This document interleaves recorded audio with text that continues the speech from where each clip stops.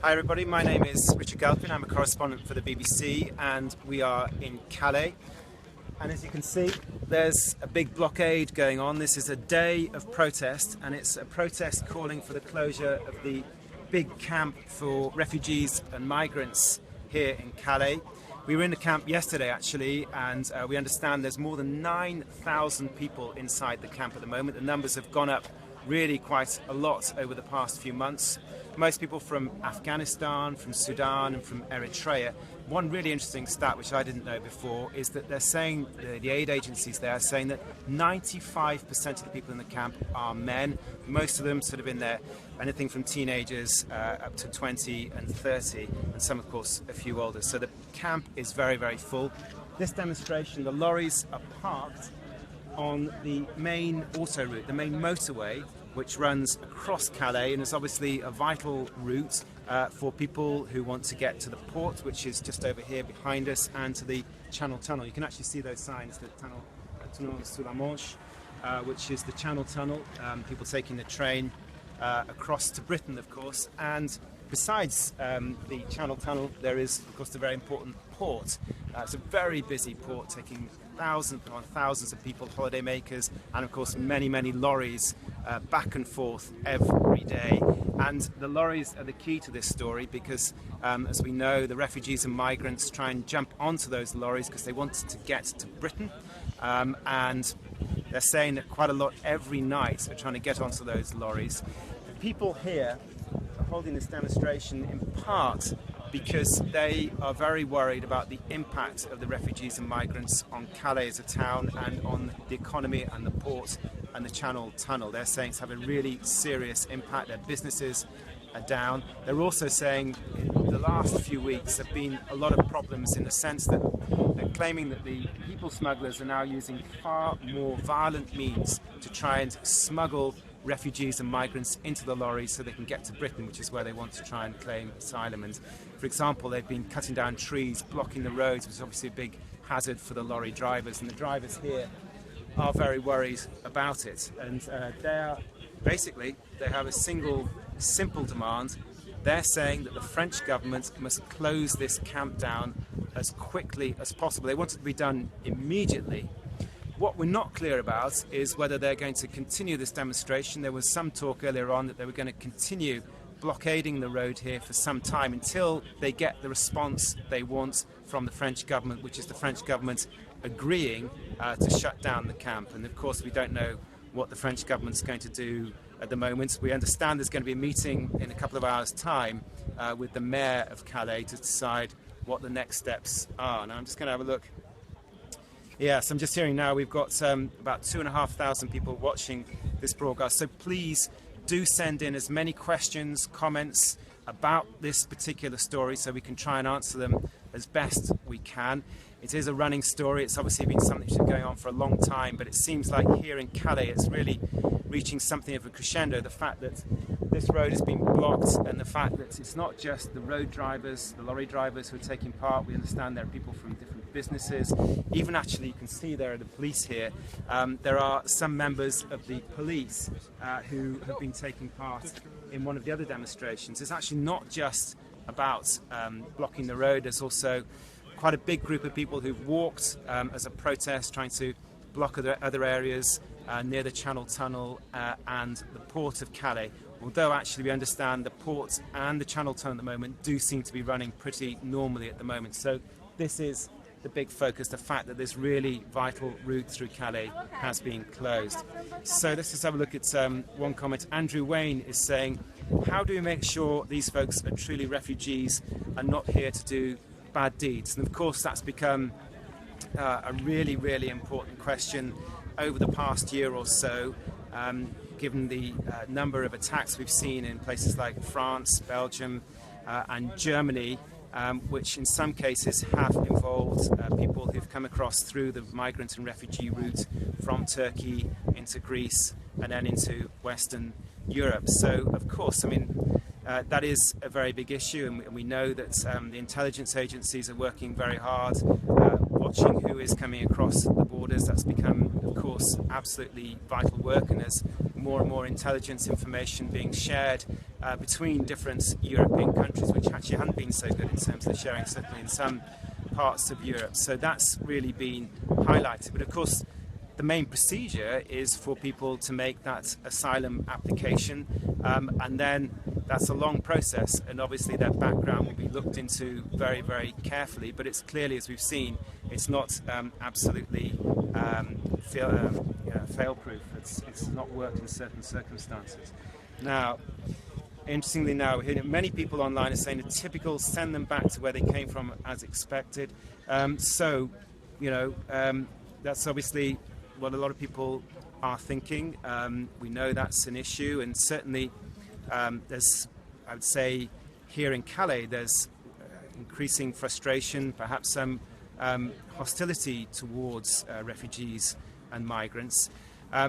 But of course, there is a procedure for dealing with them, and that is about enabling people who have a genuine claim for asylum to put in that application. That's absolutely crucial part of the procedure, because as we know, a lot of people are coming from countries like Afghanistan, Sudan, places where there have been conflicts. Of course, a lot of people coming from Syria and Iraq as well.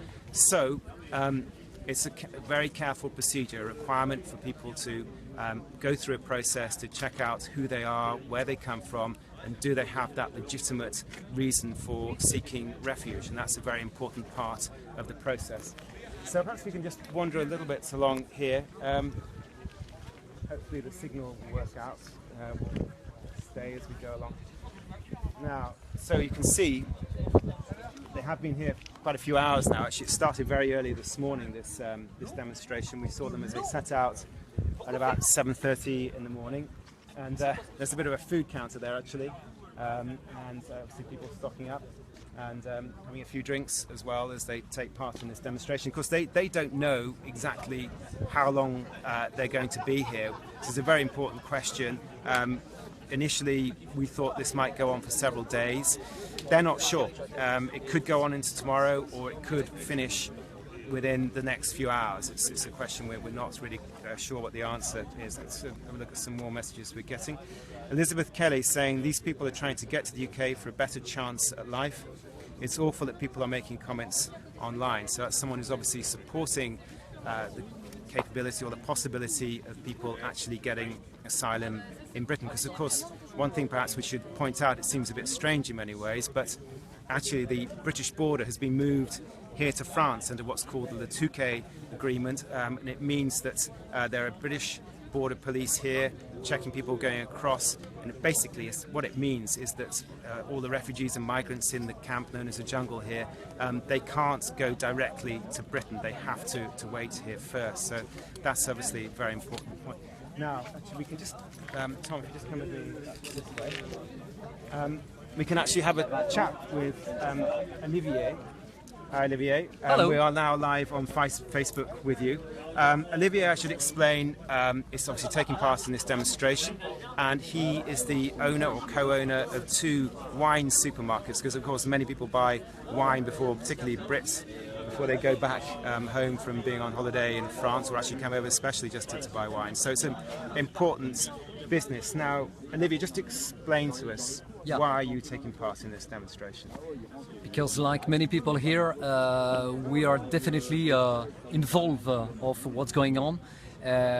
You see, we block here the motorway today because you've got either a farmer, you've got a hunter, you've got people like us having a wine store, 2 wine stores in Calais, and we are all involved with what's going on, what happens in Calais. The fact that we've got something like 9,000 migrants, it's definitely becoming very complicated for everybody. You see, for example, how is it impacting your business? I mean, for us, since June, July, August, it's at least minus 15-20% less. So your business is right down. It's going down. But why? Heavily. Why does having refugees and migrants make that impact on your business like that?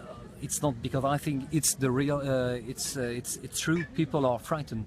when they come to France, people coming from the UK. You mean like tourists and business people? Tourists, people coming for just a day trip, or people coming with a truck, they are frightened because when you cross and you come from the port, especially, you know that you could be within a big riot of migrants coming on the motorway, trying to stop with everything, fence, rubbish bin, trees. They cut now trees and they put that. Do you really think that the migrants and refugees do pose a kind of physical threat to people coming into? Yes, definitely. Really? It's now becoming very, very dangerous. It's becoming dangerous for everybody, for the lorry driver, for the tourist, for the people working. I've got here a friend of mine. His son is 20 years old, so he's quite young. First job, he's got a new car, second hand, but doesn't matter. Was working overnight, coming back from Eurotunnel because his employee as he's looking after. How do you say that? He's like a vigil, like security. Security. He's working for the security at Eurotunnel. Yeah. On the way back home, he's living in Marc en Calais, which is the next town on the way to Dunkirk. Mm-hmm. He was stopped on the motorway. The car was damaged. He's got something like 1,500 euro of damage on the car, and the insurance say sorry. So who did that? There was Migrant. so Migrant on the were- way back. Yeah, because they were stopping, and he arrived on the motorway on the way home, and suddenly was against something on the motorway, and couldn't realize at that time that something was on the road, on the motorway. So you see, for everybody, people living here. Either you are in your garden late, you've got suddenly people coming, they see the police coming, so they climb under the fence and they are in the garden. So what's everybody. Okay, but so what's the solution then? What do you think? I mean, the purpose of this demonstration is to demand that the refugee camp, the refugee and migrant camp, the jungle should just be closed down immediately, like that. This is is what that a solution? This is what we expect. This is what we want, because it's. I mean, when you see where is the camp with the migrants, when it's so close to the ferry tunnel, it's unbelievable that we can leave something like 8,000-9,000 people with all the same. For some of them, not all of them, with the same aim, the same dream, crossing to arrive in England for many reasons, because they've got family, they think that it's the future for them in England. And when it's so close to the ferry tunnel, then of course when you are in a truck, when you are in a car, they all want to climb, they all want to cross. But do you think it would work though, closing the camp? I mean, everybody says that they'll just come back. You close the camp and try and disperse them around France, but then they just come back here. Unfortunately, this is the feeling that we've got, that people, if we move the camp to a little bit everywhere in France, because the idea is to put 300 in east, in Nancy, some in Bordeaux, some in Paris, some in Lyon, a bit everywhere. I think they all want to come back to Calais, because they all have this dream or this purpose to go to the UK. I don't know why. Tell me, please, because they all want to. I think they will come back. So you think basically there's no answer to the issue then here? It's definitely very complicated. It's definitely very complicated. And do you think, that in a nutshell, do you think that the camp will be closed down? I mean, the government did say the other day, didn't they? A minister came here saying we will close it within the next few months. Yeah. Do you think it will close down? Indeed, on Friday, Mr. Bernard Cazeneuve, our Minister of Security, say that they want to close that very quickly. We've got the feeling here in Calais that this is a very nice announcement, but the thing is, we've got, as you probably know, election coming soon in May next year. Mm-hmm. And of course they want to give a bit more confidence to people, to say, believe us, we will solve the problem, but no, I don't think so. You think it's going to happen? Okay, Olivia, we better leave it there. Thank you very much. Very nice to talk to you. Thank you very much. Let's just have a look a bit more at the scene around here. As I was pointing out, there's the food tray there, and obviously these people around essentially they've got time to kill for this blockade, waiting for the next step. And you can see obviously all the lorries up here. Actually, we can't see all of them now, but there's a large number at the back, and also, of course, there are quite a lot of farmers as well, a lot of tractors there taking part in this demonstration.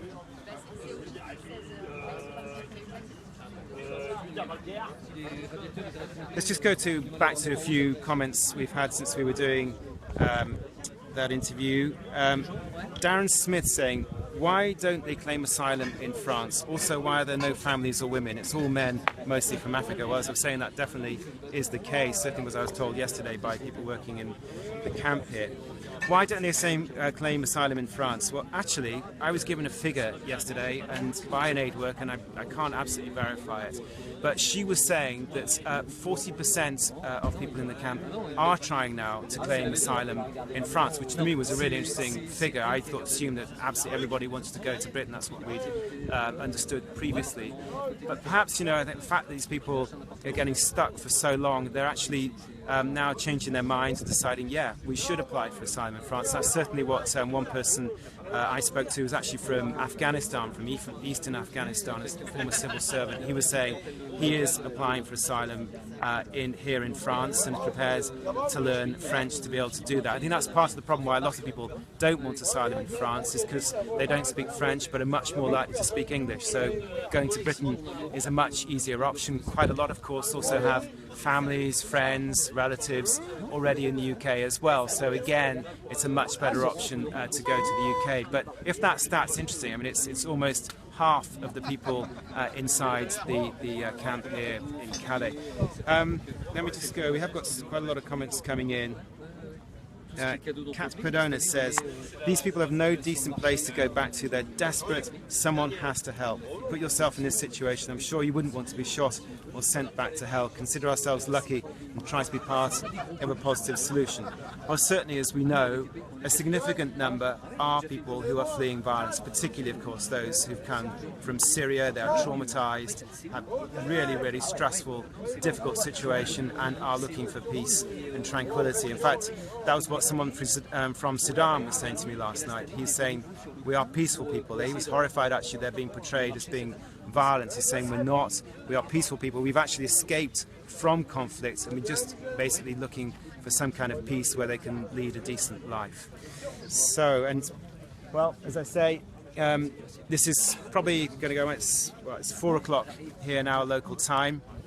It may go on for another couple of hours. It might go on for several days. We're not sure yet, but certainly the mood here in Calais amongst the local people does seem to be turning increasingly hostile. It's been going on, obviously, this issue for some time now, and they're trying to force the French government to do something to try and close down the camp. But as we're hearing from Olivia just then, I think people are a little bit sceptical as to whether the French government will actually do that.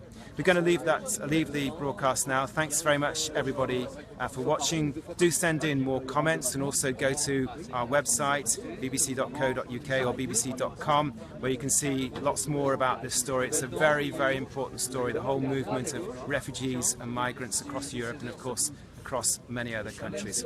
All the best. Thanks for watching. Bye-bye.